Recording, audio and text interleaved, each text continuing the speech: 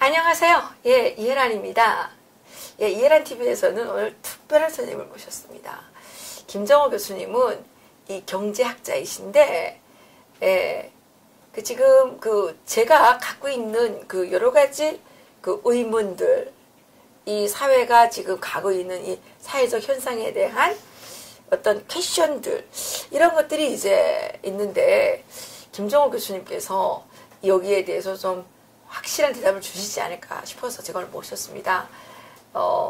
제가 보기에는 지금 이 문재인이 등장한 이 정부는 북한의 배급제도 계획경제 때하고 너무 똑같은 것들이 많은 현상들이 나타나기 때문에 내가 보고 있는 게 이게 착시 현상인가, 이걸 좀 증명받고 싶은 부분이 있습니다. 오늘 네. 모시겠습니다. 교수님 안녕하십니까? 네, 안녕하세요. 네.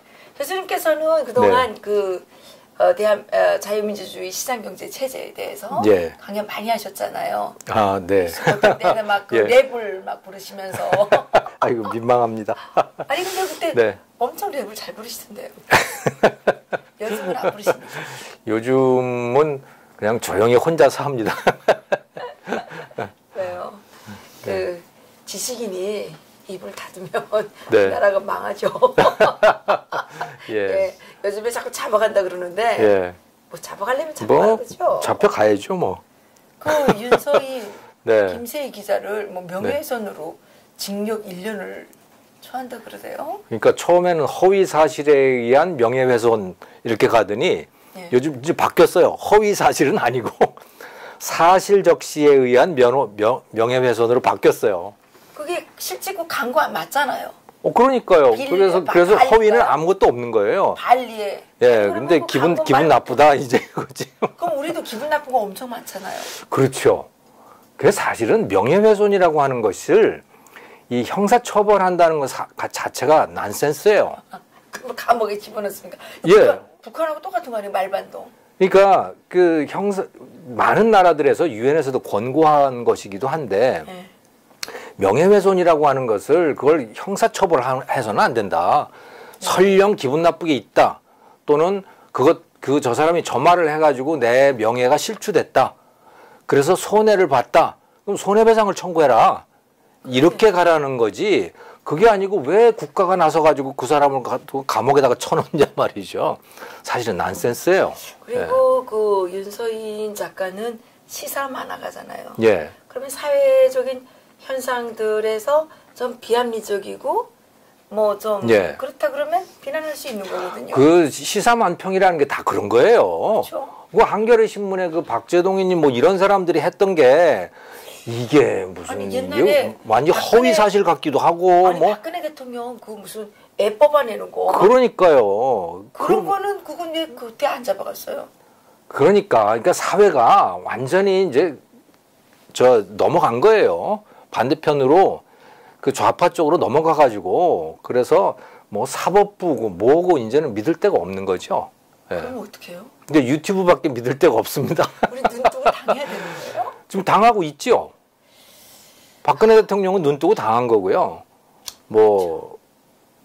글쎄요. 이제 얼마나 당할지는 모르겠는데 당하면서 이제 일어서야 되는 거죠. 5천만 명인데 그 중에서 한 2천만 명 죽이고 살아날래나요? 그럴 수도 있죠. 아니면 베네수엘라처럼 갈지. 그러니까 몇 가지의 경로가 있어요. 베네수엘라나 아르헨티나 같은 경로가 있고 또 베트남 같은 경로가 있고 베트남도 한 100만 명 죽였죠? 아마 그 정도 죽인 거로 알고 있는데 아니면 캄보디아처럼 가가지고 아예 그냥 우리나라로 따지면 한 1,500만 명 막 이렇게 죽이는 그런 경로가 있는데 글쎄 우리나라는 어디로 갈까요? 베트남 정도로 가지 않을까요? 모르겠어요. 베트남이요? 그러면 한 20-30만 명 정도는 이제 죽여야 되는 거죠. 근데 검문을 못하게 돼 있잖아요. 아니 그건 지금 법에서 그런 것이고. 앞으로. 네, 지금 법에서 그런 것이고 뭐 앞으로 법이라고 하는 게 이제는 뭐 이게 그렇지 않습니까? 중국도 그렇고 그렇습니다만은 이 공산당이 집권을 하게 되면 공산당이 법 위에 있기 때문에 네, 그래서 뭐 그 법이고 뭐고 뭐 소용없는 거죠. 아니 근데 자기 손으로 뽑아놓고 이게 뭐 하는 거예요? 뭐 당하고 있는 거죠. 그 소상공인 네, 회, 네. 그 최승재 회장도 거기 뭐 조사받는다 그러던데요. 조사받는다 그러더라고요. 네. 그 사람은 문재인 정권을 찍었던 사람이에요. 그렇죠. 소상공인들 대부분 다 박근혜 탄핵에 찬성했었고, 그렇죠. 예, 문재인이 대통령이 되면 잘 먹고 잘 살 줄 알았던 거죠. 토사구팽이라는 말이 네. 나옵니다. 교수님, 네. 교수님께서 최근에 그 유튜브에서 이제 이 경제에 대해서 네. 상당히 강의를 많이 하시는 거를 저도 열심히 들었는데요. 네. 뭐 답답하니까 이제 저도 유튜브로 나온 거죠. 네. 근데 이제 말씀하신 것처럼 베네수엘라를 네. 말씀하셨잖아요. 근데 베네수엘라는 한국하고는 좀 다르지 않아요? 거기는 그래도 팔아먹을 석유라도 많잖아요. 근데요, 이게 정권이 잘못되면 또 국민들 생각이 잘못되면요, 그 석유도 소용없어요. 지금 베네수엘라가 석유 수입합니다. 그 휘발유나 이런 것들을 수입해요. 왜냐하면 진짜 기가 막힌데 네.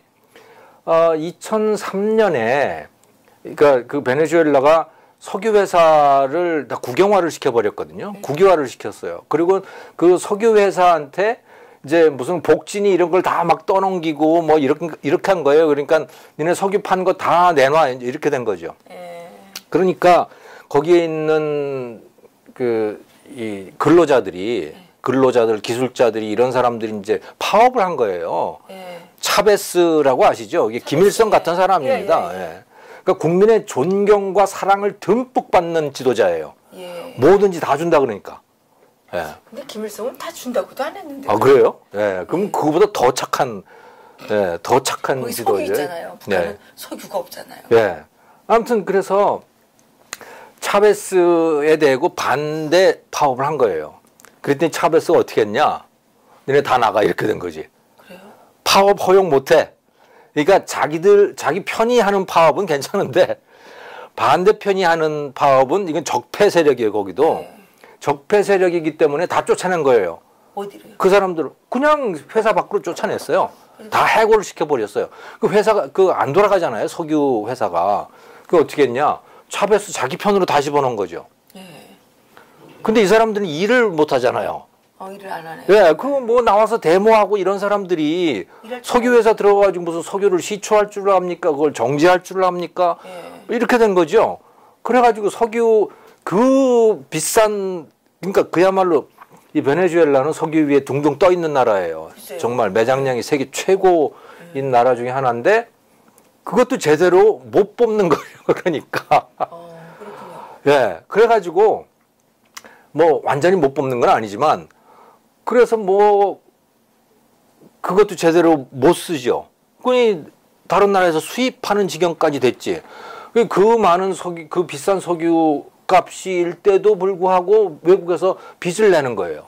그 빚을 내 가지고 국민들한테 이제 퍼주는 거지. 너 교육도 공짜, 의료도 공짜, 주택도 공짜, 다 공짜. 그러니까 뭐 그 빈민들이 뭐 정말 차베스 하면 태양 같은 지도자인 거예요. 그래도 그 베네수엘라 사람들이 일을 안 했어요, 그러면? 뭐 그러니까 일을 하고 싶으면 하고 안 하고 그 자아 비판 뭐 이런 것들을 한 거죠. 그러니까 모여가지고 회의하고 뭐 그런 걸 한 거예요. 그 일할 필요가 없는 거죠. 일할 필요가 없고. 네, 정부에서 다 먹여 살려주니까. 네. 김일성은 일을 열심히 시켰는데. 천리마 운동 때 그때 보면 뭐 엄청나게 일을 시켰더군요. 뭐 노력 영웅인가 뭐 이런 것도 뭐 많고. 노력 영웅도 그렇지만 북한은 근본적으로 70년대에도 네. 그 10살 초등학교 2학년쯤 네. 되는 애들도 다 산에 가서 고사리도 뜯어바치고 아하. 농촌에 농사지로도 보내고 그랬어요. 네. 거기는 그게 팔아먹을 소비가 없기 때문에 네. 그냥 백성들을 심하게 일을 시키고 조금씩 나눠준 거죠. 저는 베네수엘라가 앞으로 한 10년 정도 지나면 그렇게 될 거라고 봐요. 왜냐하면 다 굶을 수는 없잖아요. 네. 그러니까 누군가는 일을 해야 되는 거죠. 그럼 누가 일을 할 거냐? 국민이 일을 해야 되잖아요. 네. 그런데 지금까지 일 안 하는데 익숙해져 있거든요. 예. 그럼 어떻게 되냐? 강제 노동을 시킬 수밖에 없어요. 앞으로는. 아, 그렇군요. 네. 이제 강제노동이라는 말씀이 네. 나왔는데요. 사실 북한은 이 취직이라는 거는 의무예요. 네. 그래서 직장에 6개월 이상 안 가잖아요. 징역 가야 됩니다.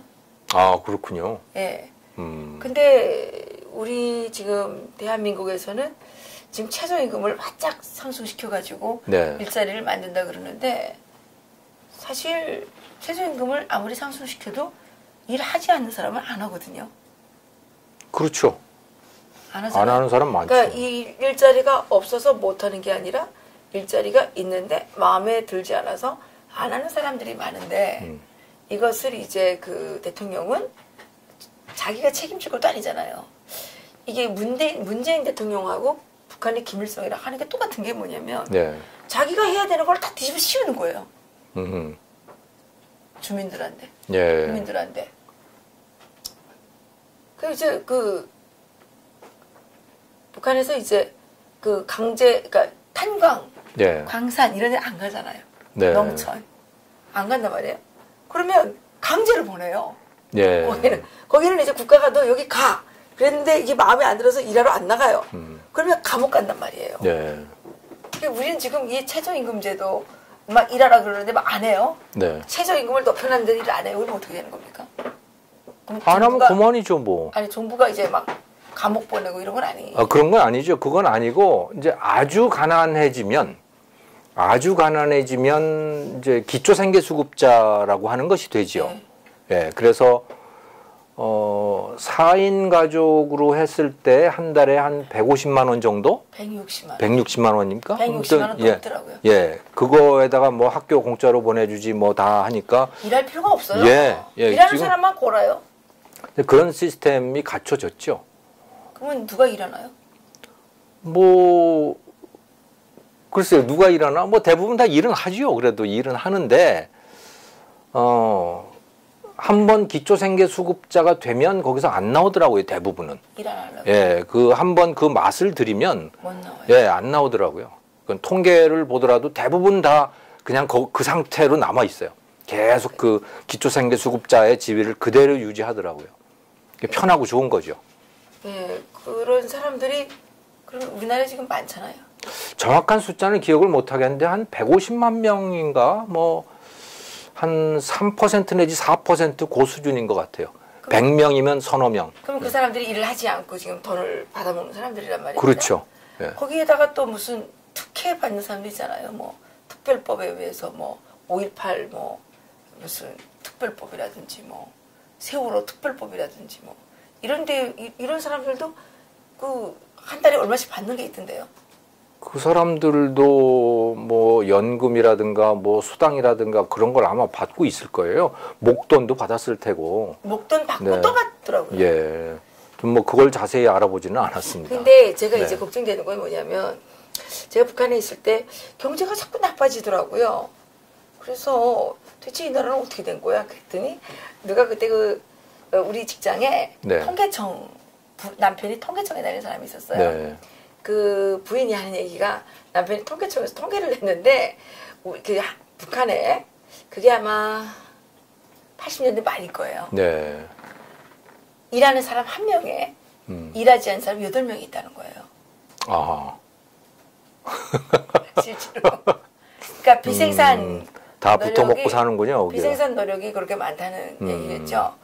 그래서 이게 우리가 이렇게 지금 어렵다. 네. 뭐 이런 얘기를 그때 하더라고요. 그런데 지금 한국도 그렇게 가는 것 같아요. 한국도 이제 그 연금제도 또 실업수당 뭐 이런 것들이 점점 잘 갖추어지면서 일하지 않아도 자기가 직접 돈 벌지 않아도 살 수 있는 그런 환경으로 가고 있죠. 점점 더. 로봇이 다 해주면 괜찮은데.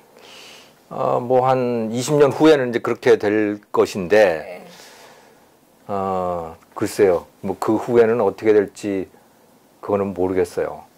근데 이렇게 잘 살게 되는 것에 그러니까 한국 남한 같으면 남한이 잘 살게 되는 것에 굉장히 큰 역할을 했던 것은 사람들이 외국으로 나가서 외국에다 물건을 판 겁니다. 네. 외국에다 물건을 팔고 또 그 물건을 파는 북한에서는 기업소라고 하나요? 뭐 사업소라고? 기업소라 그러죠. 예, 그 기업소, 그러니까 북한 같으면 이거는 국영기업일 수밖에 없는 그런 거대한 그런 기업소들을 그거를 장사꾼들에게 다 하게 맡긴 거예요. 그게 아주 결정적이었습니다. 한국은. 한국에서요? 한국에서요. 그러니까 이게 대기업이 다 그 개인 기업이잖아요. 예, 다 개인 기업이죠. 개인 기업. 그런데 네. 그러니까 개인 기업들이 국영 기업보다는 효율을 낸다는 얘기입니까? 그렇죠. 예, 그게 그 2차 대전 이후 그러니까 1945년 그 무렵 해가지고 독립한 나라들이 굉장히 많잖아요. 맞죠. 북한도 남한도 북한도 그때 독립을 한 것이고 남북한뿐만이 아니고 무슨 뭐 그 대만이라든가 또 뭐 브라질이라든가 저기 아르헨티나 뭐 또 그 중동의 수많은 나라, 그렇죠. 아프리카의 수많은 나라들, 파키스탄, 인도 뭐 다 그 무렵에 다 독립을 했는데 조금 큰 나라들은요. 네. 다 이런 그 자동차 공장, 제철소, 무슨 조선소 이런 것들 전자산업 이런 걸 다 했어요. 네. 그 신흥 독립국들이 전부 그걸 다 했어요. 다 같이 한 거예요? 네, 다 했습니다. 한국만 한 게 아니고. 근데 한국은 어떻게 발전한 거예요? 그러니까 한국의 결정적인 차이가 뭐냐면 그걸 장사꾼들한테 맡긴 거예요. 예. 그럼 다른 신흥 독립 국가들은 어떻게 했냐? 북한처럼 했어요. 다 국가가 한 거예요? 네, 다 공무원들이 한 겁니다. 그래서 국영기업으로 다 만든 거예요. 왜냐하면 그게 너무 중요하기 때문에 장사꾼들한테 맡길 수가 없는 거죠. 국가는 잘하나요? 그러니까 국가는 뭘 잘하는데 그러면 국가는 더 못하지. 그런데 국민들의 입장에서는 장사꾼보다 국가가 꼭 잘할 것 같아 보이는 거예요. 왜 장사꾼들은 다 도둑놈들이거든 이놈들이. 그렇게 생각이 드는 거죠. 네, 이 도둑놈들한테 이걸 다 맡긴단 말이야? 이건 말이 안 돼. 그런데 박정희만 그걸 이 도둑놈들한테 맡긴 겁니다. 말하자면.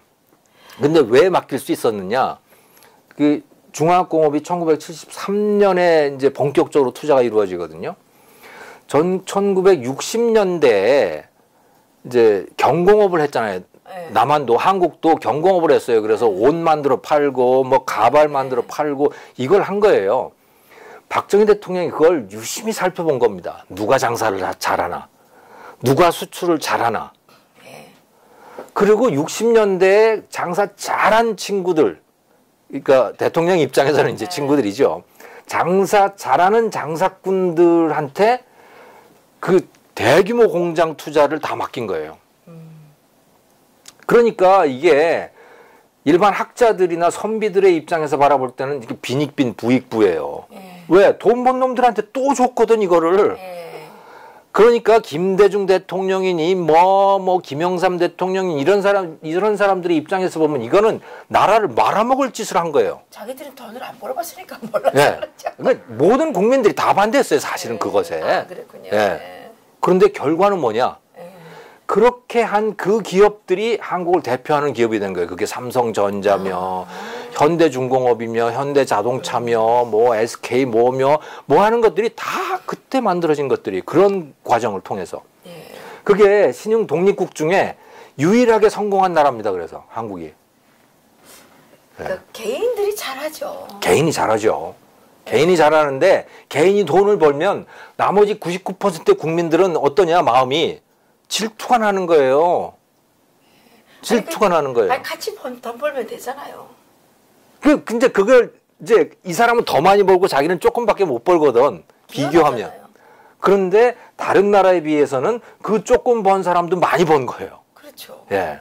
근데 그 상대적으로 저놈은 나보다 더 많이 벌었다라고 하는 그 박탈감, 그 비교, 상대적인 열등감, 이거를 극복할 수가 없는 겁니다, 사람이.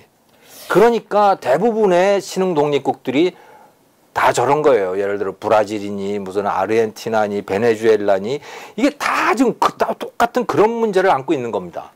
질투를 극복 못하는 거예요. 질투를. 그것의 극단 절정이 뭐냐면 공산주의죠. 아예 폭력 혁명을 통해 가지고 다 뒤집어 엎고 예, 프롤레타리아들이 다 자본가들을 다 잡아 죽이고 그렇잖아요. 그래서 똑같이 살자 했는데 똑같이는 안 사라지는 거지. 그러니까 아니 다 빼앗고 지금 다 나눠줬는데 북한 굶어 죽었잖아요. 수령만 잘 살고 하는 시스템이 되는 거죠. 그러면 그 자에 대해서는 왜 질투를 안 느끼냐 말이죠. 그러니까 인간이 참 그게 참 어리석은 그 거예요. 자에 그래서 대해서도 질투를 느껴야 될 거 아니에요. 아, 그런데 우리 꼭대기 앉아가지고. 인간이 참 어리석은 존재인 것이 강력한 무력을 갖고 있는 자에게는 질투를 못 느낍니다. 그래요. 질투를 느꼈다간 죽으니까. 근데 누구한테 질투를 느끼느냐? 폭력은 없지만 돈만 많은 자에게 질투를 느껴요. 이게 인간의 진짜 치명적인 어리석음이에요. 인간의 DNA 속에 그렇게 돼 있어요. 그렇기 때문에 인간은 자본주의를 하기가 매우 어려워요. 자본주의를 해야 잘 사는데 네. 자본주의만 하면 그걸 뒤집어 엎으려고 그냥 별 생쇼를 다 하는 거죠.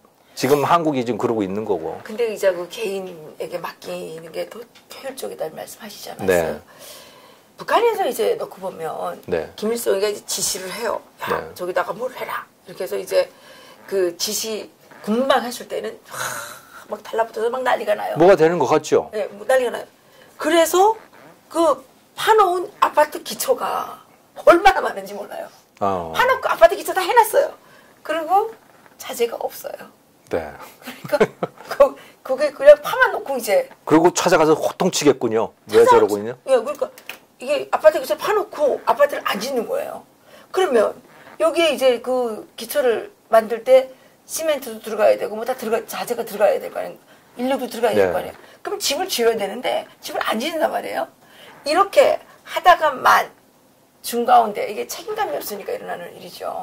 그게요, 한국에서도 굉장히 많았거든요. 한국에서도 60년대 초반 뭐 70년대까지만 하더라도 이 국가가 뭘 하는 일이 많았어요. 예를 가장 대표적인 게 눈에 가장 잘 띄는 게 서울역 앞에 있는 지금 서울센터라고 하는 거, 그게 대우 빌딩이었거든요. 예, 큰 거에. 거기 옆에 조그맣게 붙어 있는 유심히 보면 그게 남대문 경찰서가 있어요. 있습니다. 그게 원래 남대문 경찰서하고 옆에 거하고 다 붙여가지고 전체가 다 경찰서가 될 판이었어요. 진짜요? 예, 그 교통센터라고 하는 것을 만들려고 그 정부 소유죠. 네. 그래가지고 그걸 크게 벌려놓은 거예요. 그런데 마무리를 못하는 게 지금 말씀하신 대로. 이거 마무리를 안 해요. 예. 뭐 자재도 안 되고 뭐 아무튼 뭐 시공도 잘 안 되고 뭐 그러는 거죠. 그래가지고 어떻게 했냐? 박정희 대통령이 김우중이라는 사람을 불렀어요. 대우에. 진짜 장사꾼이에요, 이 사람은. 이 사람은 그냥 세상을 돌아다니면서 온갖 걸 다 파는, 가발 팔고 뭐 옷감 팔고 이런 사람인데 김우중을 부른 거예요. 김우중은 박정희 대통령의 스승님의 아들이에요. 그러니까 개인적으로도 아는 사람이에요. 예. 우중아 이렇게 부르는 정도인데 네가 맡아라 저거를. 네가 맡아서 완성해라. 그래가지고 그게 올라가서 대우센터가 된 겁니다. 그러니까 90년대, 80년대만 하더라도 그게 서울에서 제일 큰 정말 장관이었죠. 너무 커가지고 흉물스럽다고 할 정도로. 예. 그 민간한테 맡겨가지고 완성한 민간이 거예요. 하는 거는 이게 그 유실되는 게 없는데 네. 지금 우리나라도 그렇지 않습니까? 국가 그 국영 기업들 네. 적자 엄청 많이 나잖아요. 적자 많죠. 이제 뭐 한전 같은 거, 예. 그러니까 전기 회사, 그거 적자 엄청나요. 그 한전 얘기 나왔는데 네. 교수님, 문재인 대통령이 무슨 삼겹살을 무슨 구워가지고 무슨 돼지기로 무슨 대형 연료를 뭐 해가지고 발전기를 돌린다는데 네. 이것도 북한하고 똑같은 거예요. 그래요. 네. 아이고. 제가 95년 1월에 평양에 회의를 간 적이 있어요. 네. 왜 회의를 갔냐면 그때 북한이 제일 그 안고 있는 그 난 문제가 에너지거든요. 네. 이게 그 휘발유 이런 게 이제 없단 말이에요. 그래서 이제 무슨 중앙당에서 회의를 오라 그래서 갔는데 네. 간 데가 어딘지 아세요? 평양에 네. 카리비료 공장을 가서 그 참관을 하는 거예요. 음. 카리비료 공장이 뭐 하는 데냐? 카리비료를 만드는 데가 아니고 여기를 말하면 부엽토라 그러죠. 네. 그래서 니탄이라 그래요. 아, 나뭇잎 나뭇잎이 썩어서 이렇게 그 네. 부엽토가 된 거 있죠. 그 니탄을 가득 갖다가 쌓여놨더라고요. 아하. 그거를 이제 무슨 어떻게 뭐 하여튼간 뭐 기술을 발동해가지고 그걸 가지고 기름을 만든다는 거예요. 그러니까 디젤료를 뺀다는 거예요. 옥탄가 한 60 정도 나가는 거. 그걸 만든다는 거예요. 그래서 그 이제 적들이 알까봐 그걸 카리비아 공장이라고 하라고 불쌍이가 지시까지 했더라고요. 네. 아니 그래서 우리나라가 지금 그런 세상에 살려고 그러는 거예요. 대형 연료가 뭐예요? 원자력 하게 되면 그러니까. 아무 문제도 없고 깨끗한데 아니 삼겹살을 태워가지고 발전소를 돌리겠다는 게 말이 돼요 그게? 이 사회주의자들 또는 뭐 우리나라의 지금 좌파들이 과연 공산주의자까지인지는 모르겠는데 아무튼 사회주의자나 공산주의자들의 공통적인 특징이 이 사람들이 동화 속에 산다는 겁니다. 그래요? 예. 그러니까 현실감이 전혀 없어요. 아니 바보 아니에요? 바보예요. 아니, 그런데 아니 진짜 바보죠. 바보. 예, 근데 자기들끼리는 그게 굉장히 똑똑한 거고 멋있는 거고 이게 미래이고 이런 거예요. 예를 들어서 지금 그 최저임금만 해도 그렇잖아요. 네. 아니, 최저임금을 높여놓으면 그거 고용이 줄어들 거라고 하는 거, 그 저기 사람을 내보낼 거라는 걸 그걸 누가 몰라요? 척 봐도 알죠. 그렇죠. 그건 초등학생들도 알아요. 그잖아요. 자기가 돈을 못 버는데 어떻게 그 적자 내고 계속 그 사람을 고용하고 있을 수 없잖아요. 아니 근데 그것도 딱 북한하고 닮은 게 예. 없는 걸 자꾸 하라 그러면 훔치라는 얘기밖에 안 되잖아요. 그렇죠. 예. 북한에서 이제 대학교 다니고 뭐 학교 막 다니고 이럴 때 막 시멘트 막 내라 그러고 막 뭐 신나 뭐 네. 낙하 휘발유 막 이런 거 막 계속 가져오라 그러는 거예요. 개인 집에 그런 게 없잖아요. 막 가져오라 그래요 계속. 그러니까 애들이 이 아버지 권력을 이용하면 그거는 공식적으로 훔쳐오는 거고, 예? 그다음에 아버지가 힘이 없는 애들은 밤에 가서 야간 도구를 해봐야 야간에 가서 훔쳐와야 된단 말이에요. 네. 그 최저임금 돈 없는데 자꾸 주라 그러면 우리 뭐 은행 털란 얘기랑 똑같은 거 아니에요 지금? 예. 그러니까 지금 정말 그 난센스 같은 발표를 했는데 네. 세무서에서 국세청에서 뭐라 그랬어? 세무조사 유예해 주겠다고 그랬어요. 아니 그럼 그 이거 어느 때까지는 또 할 때 때린 거 아니에요? 그러니까 말하자면 세금 내 눈 감아 줄 테니까. 그 도둑질하는 그러니까 이 사람들이 무슨 장난을 하나. 그 북한하고 똑같은 거 아니에요? 이거 예, 우리 그러니까. 뭐 없는데 막 가져오라 그러니까 우리가 막 가서 훔쳐온단 말이에요. 예. 그래서 우리가 그 대학교 때 그 뭐 이런 거 가서 훔쳐오다가 네. 들켜가지고 가서 막 진술서 쓴 적 있어요. 근데 그 집을 위해서 훔쳐간 게 아니라 학교를 위해서 훔쳐간 거란 말이에요. 근데요 더욱더 참 기가 막히고 우스운 것은 예. 그런 생각을 갖고 있는 그 사람들이 정말 공부를 잘한 사람들이라는 거예요. 예를 들어서 지금 청와대 장하성. 그분 공부 잘했어요? 아이고, 아유, 돌덩이 같은 학벌을 보세요. 학벌을. 학벌이 무슨 필요 있어요? 경기고등학교예요. 옛날에 경기고등학교는 최고였어요. 거기다가 소위 유펜이라는데 유펜. 유펜, 예. 유니버시티 오브 펜실베니아. 예, 예. 상대에서 최고의 세계 최고야. 거기 졸업했어요? 거기 졸업했어요. 근데 왜 그래요? 그러니까 아무 소용 없다니까요. 거기다가 지금 그 소득주도 성장이라고 하는 거 그 이론을 문재인 대통령한테 계속 설득한 사람이 누구냐? 홍장표라는 사람인데 청와대에 있어요 지금. 그 사람은 또 그 사람은 또 서울대 경제학과에 뭐 아무튼 그 경제학 박사에 무지하게 똑똑. 그러니까 머리는 좋은 사람이에요. 너무 정신병 걸렸나? 아니 그러니까 이게 한번 그 동화 속에 들어가면 그냥 그 속에서 그냥 아름다운 거예요. 근데 교수들이죠. 다 교수들이고 네, 진짜 이게 교수가 시키는 대로 하면 망해요. 옛날에 김일성한테 숙청당했던 박헌영을 한번 또 생각을 해보시면 네. 박헌영 북한 사람들이 박헌영 알죠? 알죠. 네. 미제 고용간첩. 예, 미제 고용 간첩이에요? 네. 예, 그 사람은 간첩이 아니고 아니, 북한에서는 아주 순수한 공산주의자예요. 북한에서는 박헌영을 숙청할 때 네, 그 이승엽, 박헌영이는 미제 고용 관점이라고 그랬어요. 아, 그렇군요. 그렇게 몰았군요. 네. 이 사람은 정말 순수한 공산주의자고 네. 열렬한 독립운동가고 네. 그랬어요. 정말 공부 잘하는 사람이고. 왜 변절했다면서요? 변절이요? 네. 아니에요. 공산주의자예요. 아니, 북한에서 배울 그 북한에서는 뭐라고 배우는지는 모르겠는데. ML파에 무슨 예. 그러니까 그 당시에 그러니까 해방 그 무렵에 우리나라의 똑똑한 사람들, 공부 잘하는 사람들은 전부 공산주의자들이었어요. 전부 그 동화 속에 사는 거예요. 그러니까 공부 잘해봐야 소용없어요. 아니 공부 잘하는데 공산주의자가 되는 건 말이 안 되는 거죠. 근데 다 그랬다니까요. 왜 그래? 그럼 공부를 못한 거죠. 뭐 아무튼 시험은 잘 봤어요. 시험 잘 보는 거하고 공부 잘하는 거 틀려요. 네. 어쨌든. 뭐 어쨌든 그래요? 지금 공부 잘하는 사람들 태반이 그래요. 한국에서도. 그래요. 예, 공부 잘하는 사람들 태반이 다 박근혜 탄핵하는데 뭐 다 거기가 줄 서고 문재인 다 뭐 거기에 지지하는 선언하고 뭐 다 공부 잘하는 사람들이에요 다. 너무 공부를 잘하다 보니까 약간 모자라는 거를 환호하는 기질이 있나 봐요. 그러니까 아무리 공부 잘하는 사람이라고 하더라도 그 장사꾼들에게 자유를 주는 그런 시스템은 그거는 받아들일 수가 없는 겁니다. 인간이. 그래요. 그래서 자본주의를 하기가 매우 어려운 거예요. 자본주의를 하려면 그래서 국민들의 결단이 필요한 겁니다. 네. 어렵죠? 예, 네. 교수님. 네. 문재인 대통령이 입만 열면 사람 사는 세상이라고 얘기를 했죠. 예. 사람 사는 세상, 또 뭐. 국가가 국민의 삶을 다 책임진다고 그러고. 예. 그것도 북한하고 똑같은 거. 그러니까요. 국가가 왜 국민의 삶을 책임을 집니까? 북한에서 거기 있거든요. 네.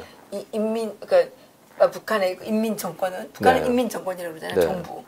인민 정권은 인민들의 삶을 책임진 호주입니다. 이렇게 돼 있어요. 호주. 예. 호주라고 돼 있어요. 예.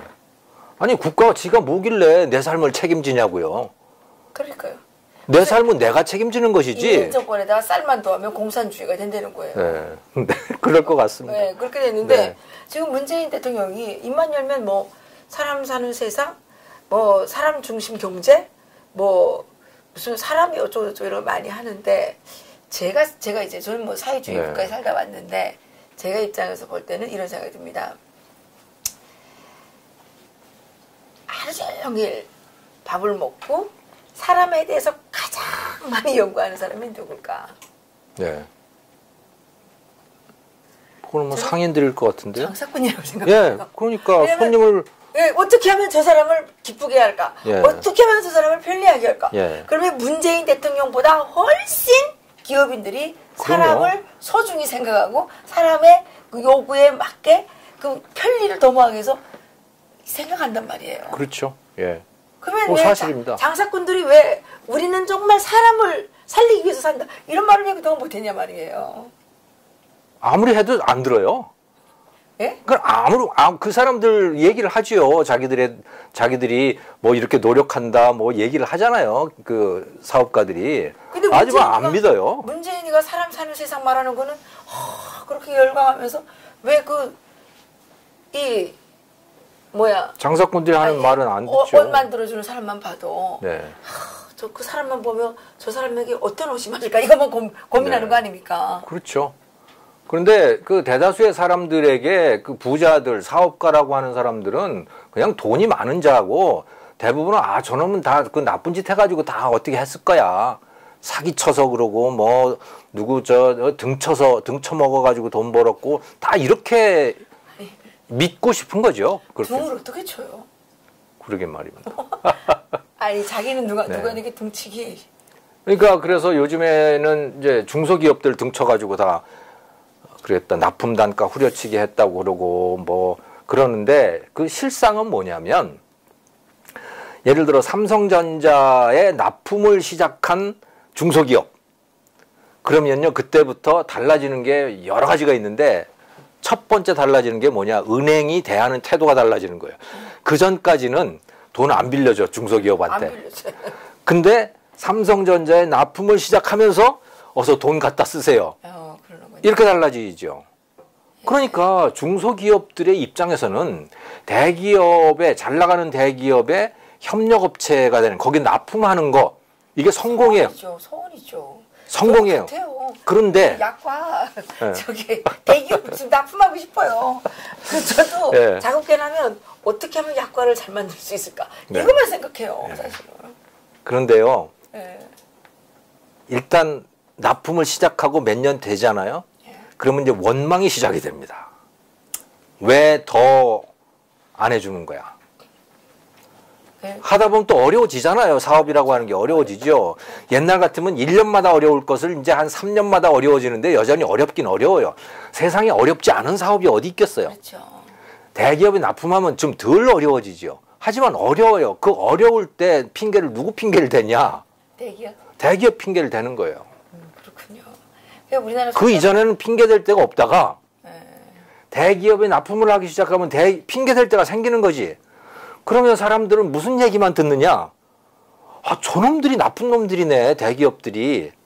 근데 그동안 정치인들하고 국가가 이간을 많이 이간을 많이 하죠. 네, 정치인들이 계속 그 대기업에게 이제 정치인만 이간질을 하는 게 아니고요. 시민단체가 아주 가장 많이 이간질을 하고 또 학자들 예를 들어서 지금 청와대에 들어가 있는 장하성이니 홍장표니 뭐 김상조니 뭐 이런 사람들 그러니까 대표적인 지식인이라고 하는 사람들이 아주 어려운 논문을 써가지고 이간질을 해요. 또 그렇군요. 네 그렇게 해서 자본주의가 무너져가는 겁니다. 일도 안 하는 똑똑한 인간들에 의해서. 그 사람들은 왜 그런 건가요? 뭐 그게 영웅심리이기도 하고 그렇게 하면 인기도 많고 예를 들어 장하성 씨가 쓴 그 이 두꺼운 책이 있어요. 분노하라? 분노하라. 왜 분노하라 그래요? 정말 틀린 말을 길게도 썼더군요. 아이고 그런데 그거 베스트셀러예요. 대학생 애들이 그거 다 봐야 돼. 필독서야 그건. 촛불 집회할 때 걔네들이 그 체 개발아 그 깃발에다 있지 않습니까? 체 개발아 사진을 이렇게 하고 거기다가 분노하라. 이거 써가지고 깃발 들고 다니던데요. 그렇죠. 근데 미국 애들도 그래요. 미국 애들도 요즘에 사회주의자들이 많이 생기기 시작했어요. 이게 먹고 살기 편하면 그렇게 되더라고요. 결국은 그렇게 가다가 망할 텐데. 전 세계적인 풍조인가요? 유행인가요? 뭐 유행이죠. 오히려 그러니까 공산주의를 했던 나라들은 이제 반대로 가고 있는 거죠. 북한 사람들은요. 국가 배급이 싫다. 그냥 장사만 해먹게 해달라. 돈 필요 없다. 이렇게 얘기를 해요. 그러니까요. 저는 북한이 저 김정은만 싹 없어지고 마음대로 무역하게 하고 자본주의 해서 그냥 각자 알아서 기업을 만들든 뭘 알아서 해라. 그러면 저는 1년 그러니까 연평균 경제성장률 한 20% 정도 될 것 같아요. 올라갈 수 있어요. 그래가지고 한 20년 정도만 하면 나만 따라올 것 같아요. 저는 한 15년입니다. 15년? 뭐 충분히 저는 그럴 거라고 봅니다. 뭐 여기 사람들이 자꾸만 그 통일 비용 걱정하는데 비용을 왜 걱정해요? 그 사람들이 그렇게 척박한 환경 속에서 금융 시스템 만들고 유통 시스템 만들고 다 요즘엔 그 장사가 전문화됐단 말입니다. 옛날에는 이제 집에서 천도 자기가 다 사오고 잘라서 오바로크도 다 자기가 해야 되고 그랬는데 요즘은 옷을 만든다 그러면 오바로크만 전문해주는 집이 있고 재단만 해주는 데가 있고 받기만 하는 데가 이러면 빠르단 말이에요. 그게 청계천이 다 그랬었어요. 능률이 더 난다는 거예요. 그런데 중국에서 이제 그 중국산을 가져오는 것보다 북한 그 안에서 만드는 게 더 품질이 좋고 가짜가 없기 때문에 북한에서도 이제 그 생활 수준이 좀 높은 사람일수록 북한 국내산을 애용한다는 거예요. 아하, 그렇군요. 그러니까 그게 이제 그 바뀌는 그 풍조가 그건 약간 공식같이 그렇게 이제 가는 것 같아요. 그리고 최근에는 이제 옛날에는 중국의 그 가발 공장이라든가 뭐 이거 손톱 만드는 뭐 이런 데 다 이제 그 뽑혀서 갔는데 지난번에 중국에서 다 들여보내지 않았습니까? 다 들어왔다가 다시 뽑아가려니까 안 가겠다 그런다는 거예요. 왜냐하면 네. 그 중국 처음엔 할 줄 몰랐는데 중국 가서 배워갖고 왔잖아요. 네. 아, 북한에서 팔아도 잘 팔린단 말이에요. 그리고 중국 가서 만들게 되면 국가의 돈을 다 빼앗기지 않습니까? 국가에서 돈을 다 가져가잖아요. 그렇죠. 자기가 못 가지잖아요. 네. 북한에서 팔리게 되면 자기가 돈을 가진단 말이에요. 아, 그렇군요. 그러니까 거기 안 가겠다고 이제 그래서 결국은 3,000위안씩 선불금을 주고 데려갔다는 거 아닙니까?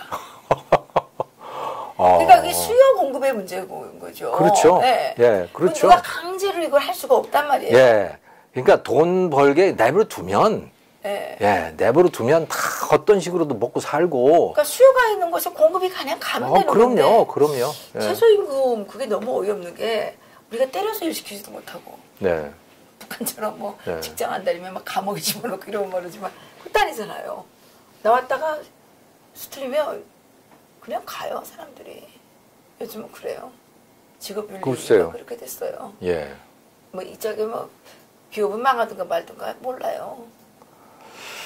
그게 아무튼 한국 사람들이 이제 웬만하면 일을 안 해요. 그 어려운 일들은 안 하고, 그 농촌에 가보면 농촌 노동자들, 그 농촌에 농민들이 나이가 다 많아져가지고 막 67세 평균 연령이 막 그렇거든요. 그러니까 일반 회사 같으면 뭐 은퇴를 해도 몇 번을 할 분들이 농민들인데 그분들이 농사를 안 짓죠. 그냥 돈만 버는 사람들이에요, 사실은. 그렇게 돼 있어요. 그럼 일은 누가 하냐? 다 외국인 노동자들한테 시킵니다. 그 한국 사람들은 안 하는 거예요, 그런 일을. 외국인 노동자들한테 최저임금을 많이 줘야 되면 그렇죠. 외국인 노동자를 못 쓸 거 아니에요. 그렇죠. 그러니까 그래서 농민들도 지금 야단이 난 겁니다.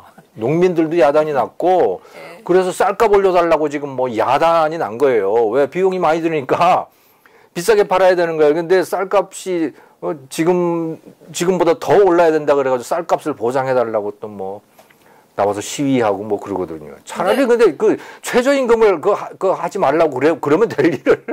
근데 농민들만 문제는 건 아니더라고요. 네. 저기 서초동에 네. 그 변호사 사무실도 난리가 났대요.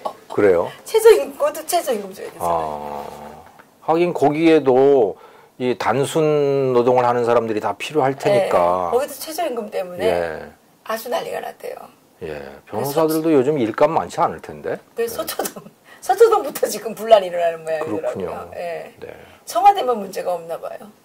청와대는 다 공무원들은 뭐 그거 다 예산으로 하는 거니까 뭐 몇 명을 뽑아도 아무 문제 없죠. 저는 요즘에 그 유치원이나 어린이집이나 이런 데 관심이 많은데 보면 그 민간 유치원, 사립 유치원하고 예. 국공립 유치원이 쓰는 돈의 규모가 너무 차이가 나요. 정말 국공립 유치원이 돈을 어마어마하게 써요. 그런데 더 잘 봐주나요? 더 잘 봐주는 건 없어요. 더 잘 봐주는 건 없는데 1인당 비용으로 따지면 사립 유치원은 평균 53만 원이에요. 한 달에 53만 원이 들어가요. 평균. 국공립 유치원은 100만 원 들어가요. 100만 원. 한 사람당 100만 원이 들어가는 거예요. 근데 학부모들한테는 국공립 유치원은 10,000원만 받고 이 사립 유치원은 한 25만 원 받아요. 53만 원 중에 이제 국가에서 29만 원 소위 바우처라고 하는 거 쿠폰으로 이렇게 그 국가가 지급하고 나머지는 이렇게 하거든요. 그러니까 민간이 하면 사실은 민간이 아이를 더 잘 보죠. 당연히 왜냐하면 잘못 보면 안 오거든. 그렇죠. 예, 안 오거든요. 그러니까 민간이 하면 더 잘 보면서도 53만 원이야. 국가가 공무원들이 하면 뭐 그냥 애들가 오나 마나 하는 뭐 그런 식의 태도를 갖고 있는데 1인당 100만 원이 들어가는 거예요. 왜? 사람도 많이 뽑아놔, 뭐 인건비도 비싸, 뭐 다 이런 거예요. 그래서 사람 쓰는 게요. 국공립 유치원은 사립 유치원의 한 2배 반을 더 많이 써요. 사람 쓰는 게 그래요. 나라가 하는 건 다 그래요. 나라가 하는 건 다 그래요. 그러니까 공무원들은 돈 걱정 안 해요. 왜 돈 걱정하겠어요? 다 세금 걷어가지고 쓰면 되는데. 그럼 우리가 세금을 내지 말아야 되는 거 아니에요? 세금 안 내면 다 잡혀가잖아요, 근데. 그 잡혀가도. 이제 그러면 그게 미국 독립이 그래서 이루어진 거죠. 미국이라는 나라가 네. 국가에다가 세금 못 내겠다, 우리. 네. 그래서 거기에서 일종의 반란이 일어난 겁니다. 그걸 좀 구체적으로 설명 좀 해주세요. 우리 시청자들이 그걸 좀 듣고 예. 따라해야 될 것 같아요. 아니 이렇게 막 강도처럼 막 이렇게 하면 어떻게 돼? 국가가 아니라 강도예요 이게. 그렇죠. 그러니까 세금이라고 하는 세금이 나를 약탈해가는 것이야 라고 하는 것을 깨닫게 되는 순간 그 나라가 잘 되기 시작합니다. 아 그래요? 예. 아니 근데 그게 아니고 세금을 그냥 의무야. 그냥 국가에다가 무조건 내야 되고 국가는 나를 보살펴 줘야 해. 아니죠. 이렇게 생각하면 그 나라가 이제 사회주의로 가는 거예요. 예. 아니 우리가 세금을 왜 내요? 그냥 각자 자기가 알아서 살면 되지. 그게 스위스입니다. 그렇게 사는 나라가 스위스고 스위스가 세계에서 가장 잘 사는 나라잖아요. 그래요? 예. 스위스가 1인당 국민소득이 8만 불이에요. 한국이 1인당 국민소득이 3만 달러죠. 3만 불 안 된대요. 내려간대요. 예. 근데 스위스는 국민들이 그 얼마 전에 거기도 사회주의자들이 있어요. 있죠. 예. 그래가지고 국민투표를 붙인 거예요. 뭐 300만 원씩 준다고. 예, 그거예요. 1인당 1인당 300만 원인지 그 정확한 금액은 생각이 안 나는데 아무튼 뭐 하여튼 무조건 주겠다. 예. 한 달에 얼마씩 그냥 무조건 네가 뭐 예. 가난하든 부자든 돈이 뭐 많더라고요 그때. 예. 무조건 주겠다 하고 그걸 국민투표에 붙인 거예요. 사회주의자들이 그걸 제안을 했어요. 그런데 스위스 국민의 70%가 NO. 그렇죠. 왜 네가 주냐? 그러니까. 왜 내가 너한테 그걸 받아야 되는데? 그렇죠. 그거 결국은 내 세금 아니야? 그렇죠. 그 내가 내가지고 내가 왜 그걸 받냐 도대체? 그러니까 안 내고 안 받으면 그렇지 안 내고 안 받는데 그것을 내고 받으면 중간에 살 거 아니야 또. 그렇죠. 뜯어먹는 인간이 얼마나 그러니까요. 그게 바로 북한이에요. 예. 북한을 보세요. 뜯어먹는 인간이 많잖아요. 다 걷어가지고. 네. 김일성이가 뭐 언제 땅을 한번 파봤습니까? 그러게요. 그럼 북한 주민들이 일한 걸 다 갖고 가잖아요. 네. 그러니까 배급을 준단 말이에요. 배급을 나눠줘야 될 사람이 필요하잖아요. 네. 배급을 나눠주는 과정에 띄어먹는 사람들이 있어요. 네. 그러면 이것도 검열을 해야 되잖아요. 검열단을 붙여요. 근데 이 검열단도 여기 또 여기 가가지고 또 뜯어먹어요. 네. 그러니까 이거를 또 검열하는 또 검열단이 또 생기는 거예요. 네. 그러니까 이게 검열에 또 나눠주는 뭐 이렇게 하니까 일을 한 사람이 하고 뜯어먹는 건 8명이 뜯어먹는 되는 거 아니에요. 네. 그러니까 스위스란 나라를 저는 그 이해란 원장님이 이렇게 혁명적인 생각을 갖고 계신지 몰랐는데 네. 네, 자본주의 혁명적인 거죠. 아니 세금을 내면 안 되죠. 이거. 예, 스위스란 나라가 정말 재미난 나라예요. 대통령이 누군지를 몰라요, 국민들이. 그래요? 예, 대통령이 7명이 있어요. 그래요. 예, 그 대통령위원회가 있어. 그래요. 예, 네. 그 대통령위원회가 사람이 8명으로 구성이 돼 있거든요. 네네. 그 중에 7명이 대통령이에요. 그러니까 1년씩 돌아가면서 대통령을 하는 거야. 그리고 한 명은 서기장 같은 거예요. 그러니까. 네. 예. 한 명은 이제 그 비서. 그래가지고 8명이 대통령위원회인데 그 사람들이 장관이기도 하고 대통령이기도 하고 뭐 그런 거예요. 나라가 좀 작으니까 그런가요? 아니요. 나라가 작아도 힘센 대통령들 많죠. 근데 왜 사람들이 모르느냐 대통령이 누군지 하는 일이 없어요. 맞아요. 하는 일이 없는 거예요. 아무 일도 안 해야 돼요. 예. 문재인 대통령 별로 똑똑하지도 않아 보이는데 너무 일을 많이 하니까 우리가 그러니까 고통스럽잖아요.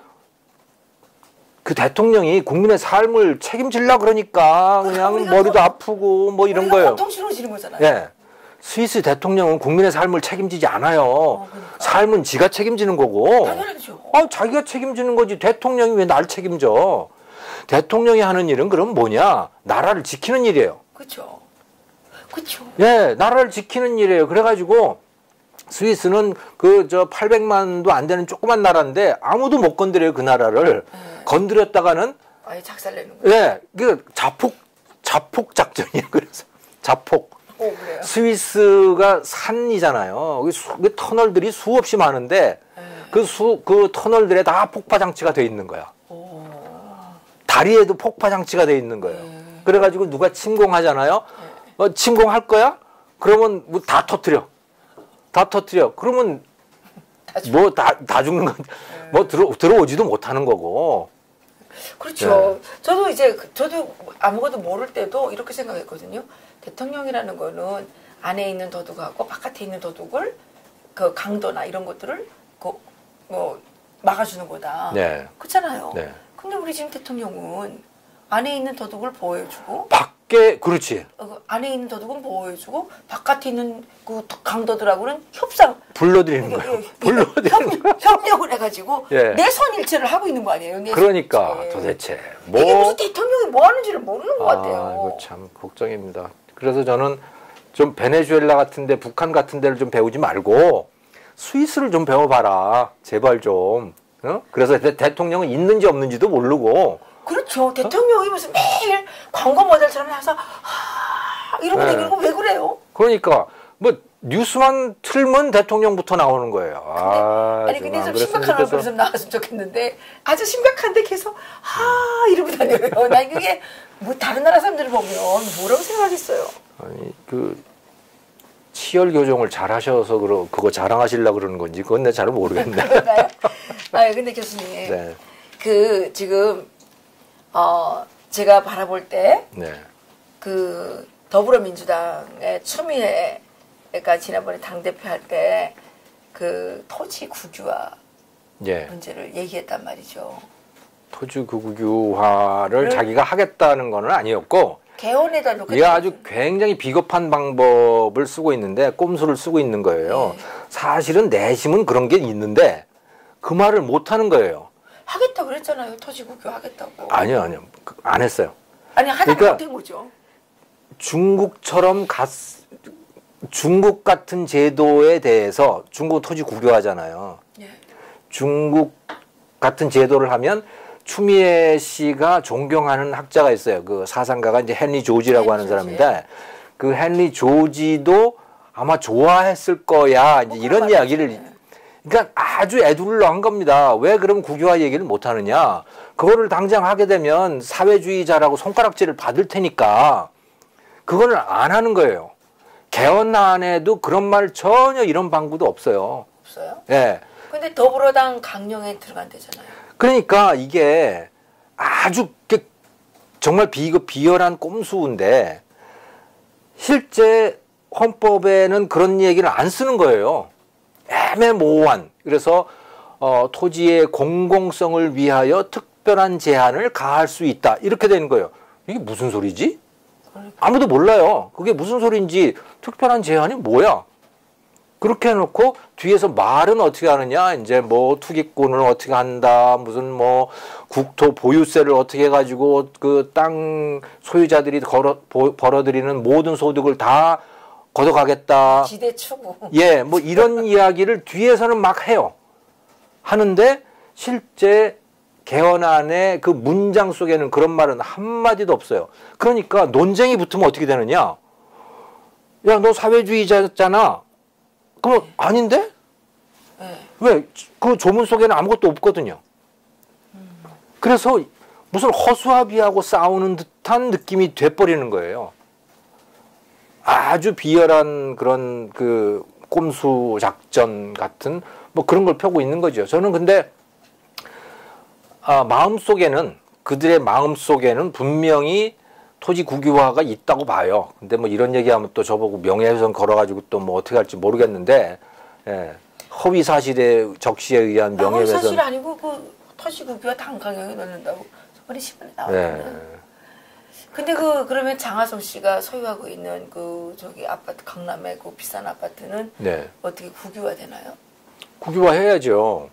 그런데 참 국유화라고 하는 게요. 이 사람들이 진짜 동화 속에 살고 있다고 저는 계속 말씀을 드리잖아요. 토지 국유화를 하면 이 투기가 다 없어질 거라고 보는 거예요. 어떻게 없어져요? 그게 어떻게 없어지냐고. 중국을 보라는 말이죠. 또는 베트남을 보라는 말이에요. 중국 토지 다 국유잖아요. 베트남도 토지가 다 국유예요.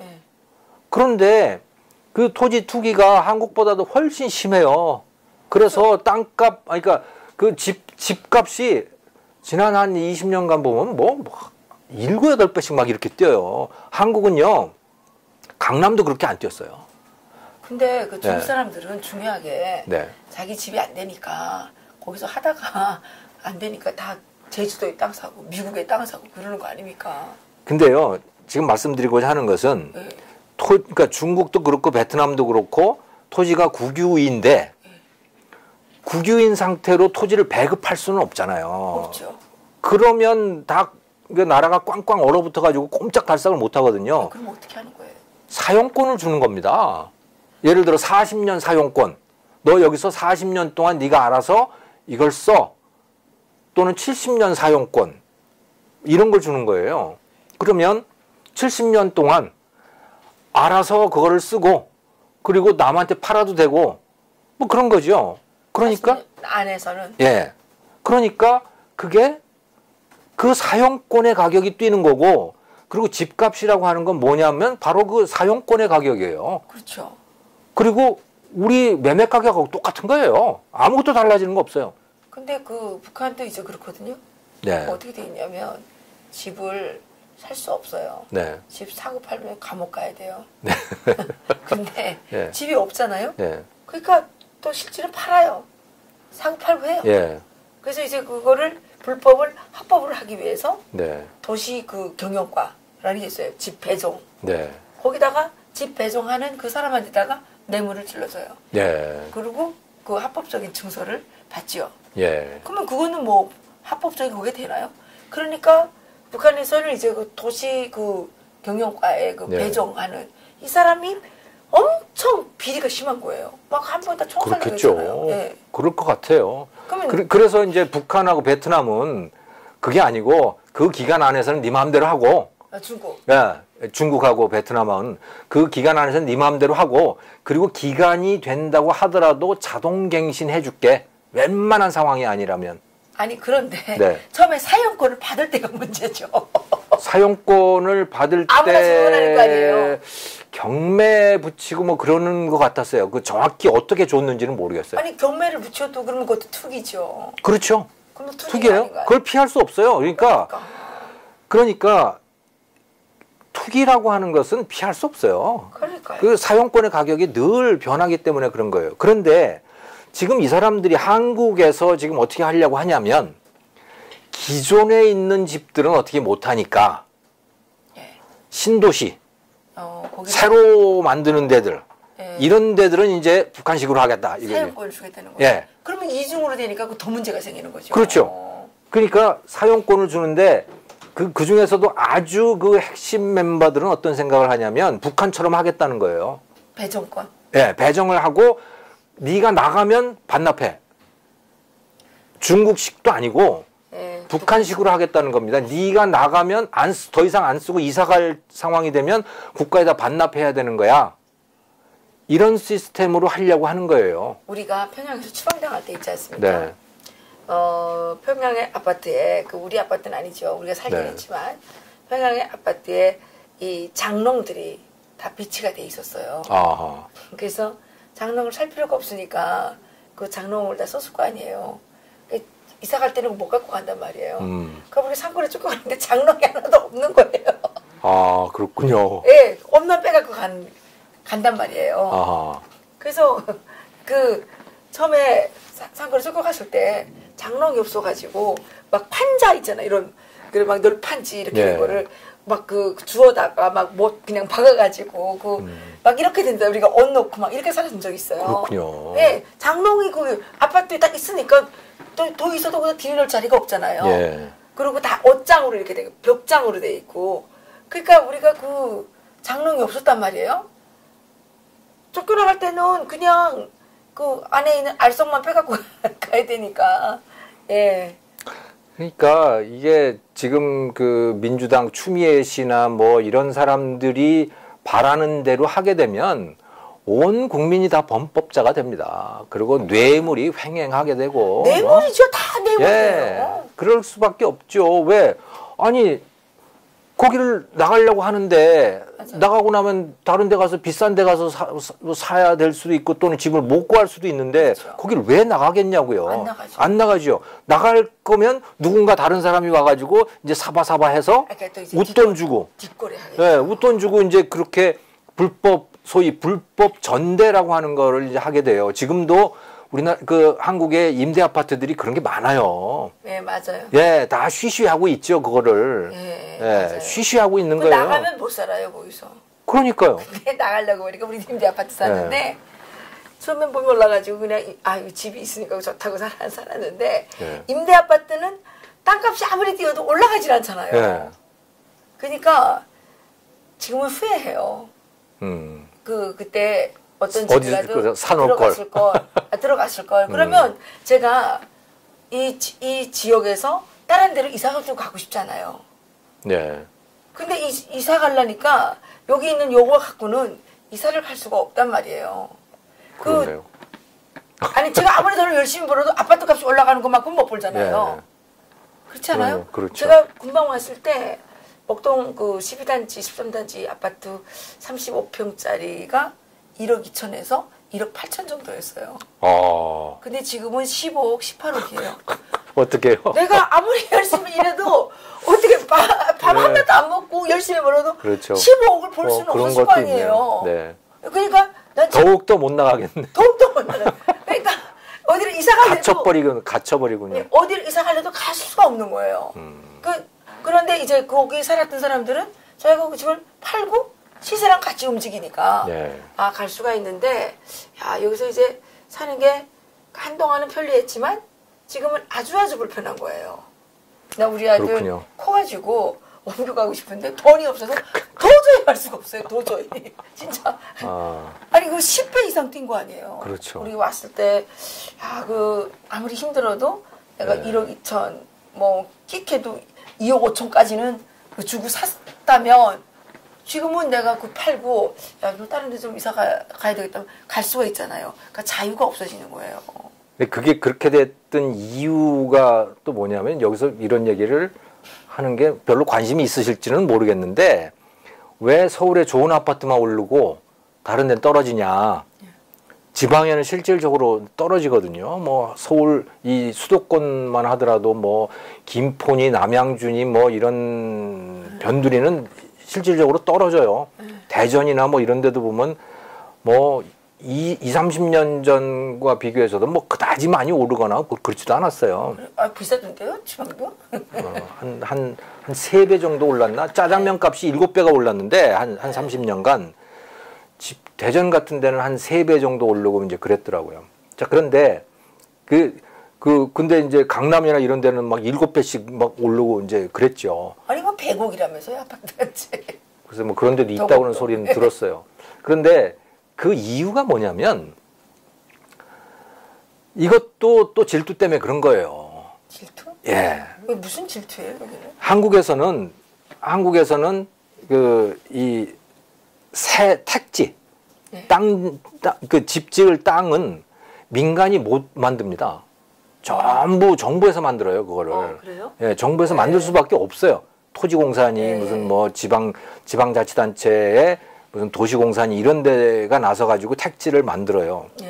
그리고 그 택지를 그리고 이제 건설회사들한테 팔잖아요. 팔 때 조건이 붙어요. 무슨 조건이냐? 서민주택 지어라. 서민주택을 지으라고 하는 게 다 조건이 가서 붙습니다. 왜? 서민을 위해야 되니까. 부자들을 위한 그런 도시를 만들면 안 되는 거예요. 그래서 지난 한 30년간 보면 부자들을 위한 주택이 거의 만들어지지 않았어요. 강남과 뭐 목동과 소위 옛날부터 좋은 데들 있잖아요. 그게 계속 한 20년 동안 계속 그 집들이 다 좋은 거예요. 그런데 사람들이 소득이 늘잖아요. 그래서 예를 들어 자동차 같으면 20년 전 생각을 해보면 지금은 서울 시내 벤츠나 뭐 BMW나 외제차들이 막 돌아다니잖아요. 20년 전에는 생각도 못 했거든요. 그만큼 사람들의 부자가 됐다는 얘기입니다. 그러면 집도 좋은 동네가 많이 생겨야 되는 거예요. 좋은 동네가 안 생겼어요. 하나도 안 생겼어. 그럼 옛날 좋은 동네 값이 비싸질 수밖에 없는 거예요. 값만 비싸지는 겁니다. 그렇군요. 예. 그리고 서민 아파트들 또는 서민의 연립주택 이거는 실질적으로 떨어졌어요. 예를 들어서 강북의 연립주택 누구도 가려고 하지 않아요. 지금은 그게 서민주택인데 그런 거는 30년 전에 비해서 뭐 1.7배? 아, 그래요. 그러니까 실질적으로 값이 많이 떨어졌어요. 그래서 강북에 연립주택을 사는 거는 이제는 뭐 누구도 어려워하지 않아요. 아, 그렇군요. 네. 왜? 그런 건 너무나 그런 종류의 집들은 너무나 많아졌거든. 예. 그것만 지으라고 한 거예요. 국민들이 서민주택을 지으라고 한 거예요. 근데 부자들을 위한 주택은 지으면 안 되는 거지. 근데 그 지금 그 문재인 대통령이 이제 공급을 늘려가지고 그 주택 문제를 해결하겠다 이렇게 하는데 네. 지금 공급을 늘려가지고 되는 문제가 아니라는 생각이거든요. 왜냐하면 물가가 올랐잖아요. 예. 물가가 오르니까 돈이 없어서 못 사는 거지. 뭐 아파트 빈대 많던데요. 그러니까 빈대가 많아요. 그러니까 공급이 그러니까 아파트 종류별로 다른 거죠. 그러니까 서민들을 위한 아파트는 차고 넘쳐요. 지금 모자라는 게 값이 올라가는 게 뭐가 올라가냐면 부자들을 위한 아파트의 값이 올라가는 거예요. 부자 아파트가 없는 겁니까 그러면? 부자 아파트가 30년 전에 생긴 그 부자 아파트들이 아직도 그냥 그러고 있는 거예요. 그것밖에 없다고 보시면 되는 거예요. 그렇군요. 그래서 그 값만 올라가는 거죠. 그러면 공급은 부자 아파트의 공급이 부족한 거예요. 그러면 공급을 늘리려면 부자 아파트의 공급을 늘려야 해요. 그런데 부자 아파트 공급 늘린다 그러면 아마 난리 날걸요? 이게 부자들만 위해서 뭐 하는 무슨 짓이냐고 이제 난리가 나는 거죠. 그래서 부자 아파트는 공급이 안 돼요. 근데 지금 청와대에 계시는 분들은 다 부자 아파트에 살고 계시던데요. 그렇죠. 강남 뭐 네. 거기 살죠. 제일 비싼 데가 어디죠? 타워팰리스인가? 타워팰리스니 타워팰리스도 계시고 뭐 네. 다 강남에 살시더라고요. 뭐 아이파크니 장하성, 무슨 뭐 장하성, 네. 김동연 다 네. 그렇더라고요. 그러니까 그 서민 주택을 계속 공급하면 강남 아파트 집값은 계속 올라가는 거예요. 서민 주택 값은 계속 떨어지고. 그러면 그 다른 사람들이 절대로 자기들을 따라오지 못하게 하려는 그런 게 뭐 그게 의도는 아닌데 결과는 그렇게 된 거죠. 네. 그래요? 그 마지막으로 한 가지 말씀을 드리고 싶은데요. 북한은 지금 자본주의를 하면서 네. 사회주의라 그래요. 네, 그렇죠. 한국은 네. 자본주의라 그러면서 사회주의 하고 있어요. 예, 사회주의로 어떻게 보세요? 점점 더 가고 있는 거죠. 어떻게 보세요? 저는 뭐 한국인의 정서에 아주 맞다고 생각해요. 사회주의가. 그래요? 예, 한국인의 정서에 맞다. 사회주의. 그래서 근데 바꾸면 어떡해요? 북한에서 사회주의 하다 300만 명 굶어 죽었잖아요. 한국도 그렇게 될 거라고 봐요, 저는. 예. 그럼 굶어 죽을 때까지 기다려야 되는 거예요? 뭐 글쎄요. 그러니까 이게 바뀌려면 젊은 사람들이, 그러니까 20대, 30대 이 젊은 사람들이 이건 아니야. 왜 국가가 내 삶을 책임지는 거야? 내 삶은 내가 책임질 거야. 그렇죠. 국가는 나서지 말어. 라는 생각을 가져야만 해요. 그런데 그런 생각 추호도 없어요. 국가가 더 책임져 주길 원하고 최저임금을 누가 원하느냐? 20대 애들이 원하는 거예요.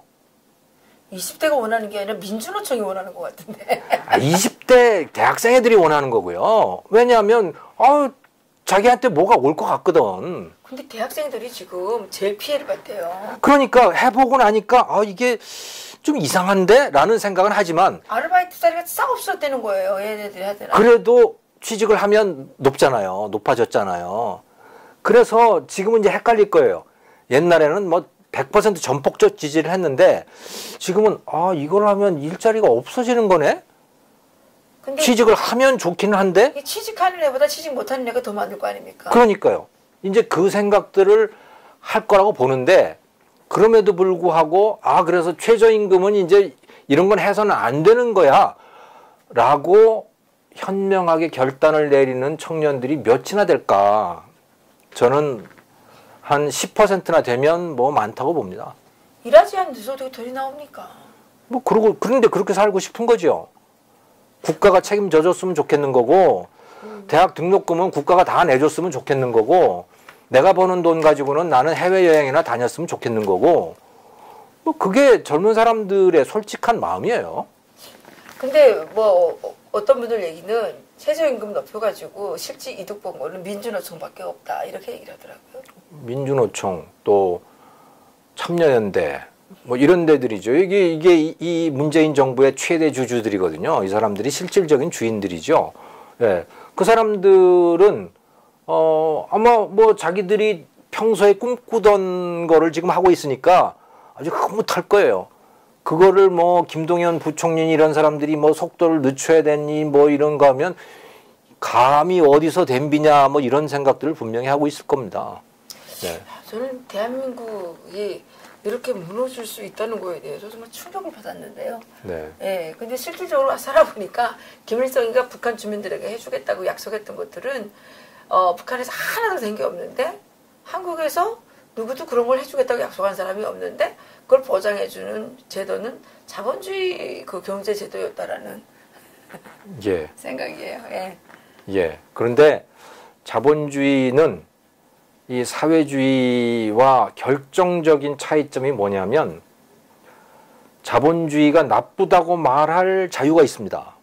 그렇죠. 자본주의를 뒤집어 엎을 자유가 있다는 거예요. 사회주의에는 사회주의를 뒤집어 엎을 자유가 없잖아요. 자유가 없죠. 예. 자본주의는 뒤집어 엎을 자유가 있어요. 그래가지고 사회주의로 갈 수 있는 자유가 있는 거예요. 그러니까 그게 문제예요. 이게 이제 망하는 거죠. 이거 죄송합니다. 그게 문제예요. 네. 예. 이쪽은 갈 자유가 있는데 그쪽은 올 기회가 전혀 없는 거죠. 예, 그래서 그 아주 대학자 중에 예. 자본주의가 망한다라고 예언한 큰 두 학자가 있어요. 예. 첫 번째 학자는 칼 마크스. 예. 절대 안 망했는데. 그 뒤집어 엎자 그러니까 자본주의가 어차피 망할 거니까 예. 망하기 전에 프롤레타리아들이 다 들고 일어나가지고 예. 그냥 폭력 혁명으로 뒤집어 엎어버리자. 그래가지고 엎은 나라들 많잖아요. 맞죠. 자본주의도 안 하는 나라가 그냥 다 엎어지고 예. 이제 그랬는데 그리고 이 사람은 틀렸어요. 칼 마크스는 예. 사기꾼이에요 말하자면. 예. 또 한 사람이 있어요. 자본주의는 위대한 체제야라고 말한 사람이 있어요. 슌페터라고 하는 사람입니다. 슈페터. 예. 자본주의는 위대한 체제고 자본주의가 있음으로 인해 가지고 사람들은 정말 풍요를 누릴 수가 있어. 저요. 네. 저요. 그런데 자본주의는 망할 거야. 왜? 예. 풍요로워지면 풍요로워질수록 예. 자본주의를 공격하면서 먹고 사는 자들의 숫자가 점점 늘어나기 때문에 맞습니다요. 예. 우리가 지금 똑같은 상황입니다. 슌페터가 말한 그 상황이에요. 자본주의를 뒤집어 엎는 것을 직업으로 하는 자들의 숫자가 점점 많아지는 거예요. 왜?